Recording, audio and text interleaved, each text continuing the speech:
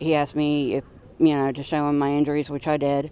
And the next I know, he's calling medic and everything while they're still having the chaos going on. A terrifying situation that happened in a blink of an eye. And the next minute, he's coming up my stairwell. And right as I run to go get my door shut because of my dog, is when he lunged and caught me right in my rib cage. This woman says she stepped out of her apartment to watch the fight unfold. Soon after, she says a police dog ran up her steps and latched onto her. My main thing was trying to get him loose from me. And I was able to pry my fingers into his jaws to actually pull him apart in order to make him release. And then he pushed him back some to get some distance between me and him. She says it took the handler a few tries to get the K-9 back in his reach. According to police, they called for medics to help treat her, and she later went to the hospital on her own. She says there are bite marks and cuts around her left abdomen. The woman claims she's traumatized from the attack and is getting mental health treatment. They gave me antibiotics and everything. The pain from it is over a 10 as we would put it on scales. And then mentally, it's scarred me.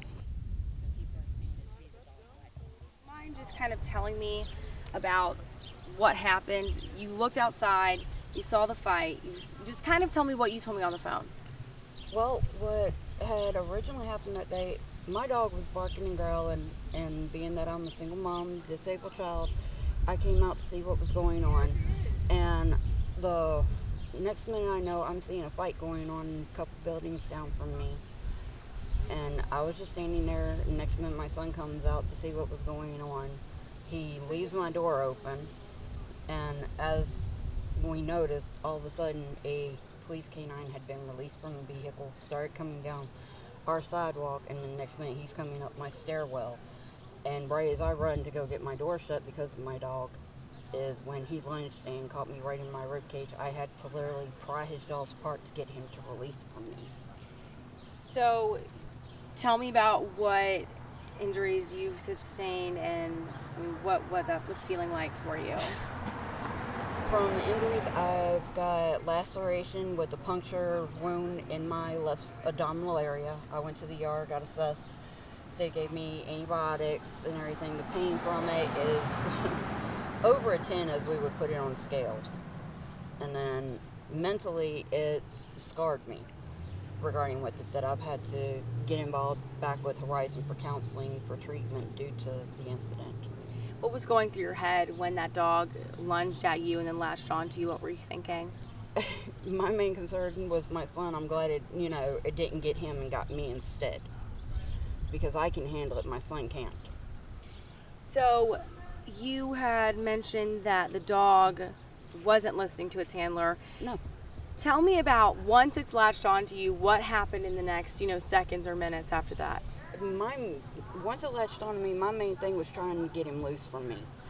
And I was able to pry my fingers into his jaws to actually pull him apart in order to make him release. And then he pushed him back some to get some distance between me and him.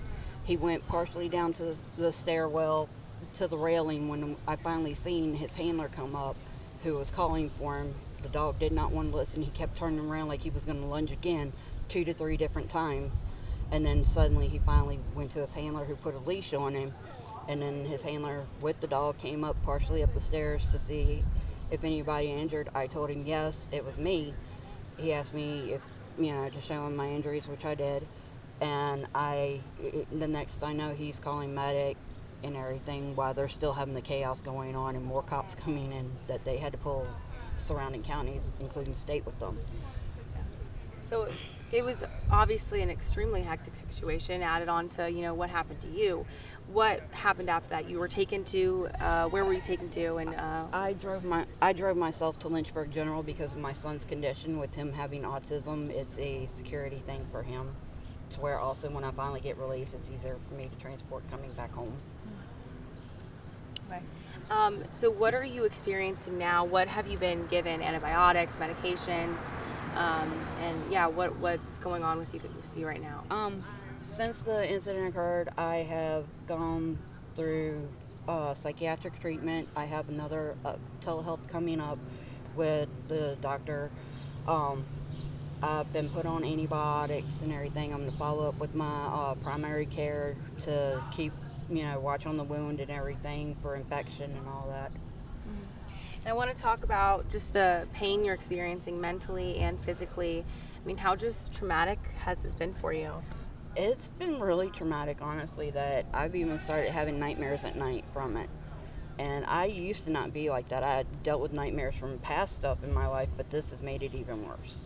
And in that moment, what were you thinking? It's really hard to really think when you're trying to react, being attacked, when you're not even involved in something, being an innocent bystander. And being disabled on top of it makes it even harder. I'm just glad I was able to keep my balance when he attacked me, because I do have back problems on top of it.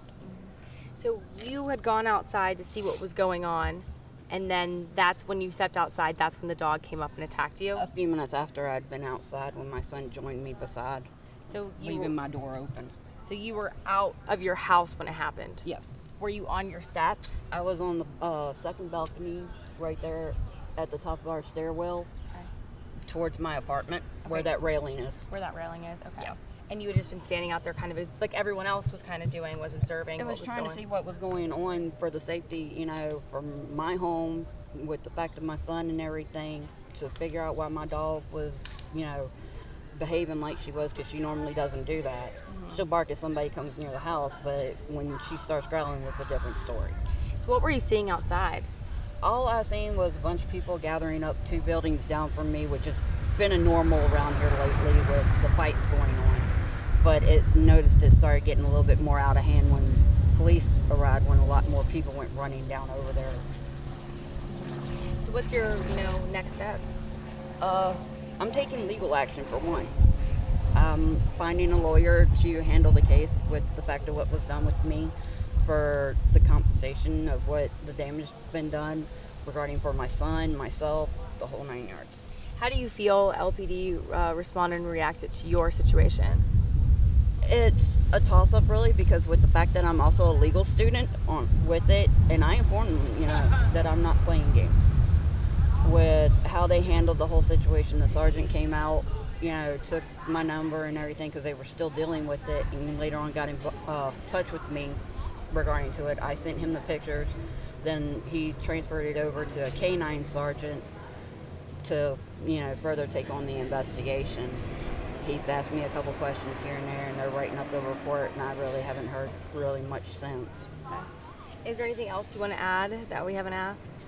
Not really. I mean, it's just the factor it needs to be known on how they handle their dogs in situations, that anybody innocent can end up being harmed. I mean, what are you hoping will change from this?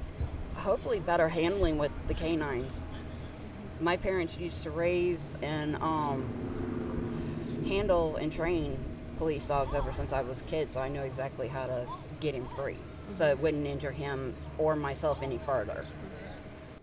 Hey, thanks for watching. Make sure that you subscribe to our YouTube channel and watch more videos from ABC 13 WSET.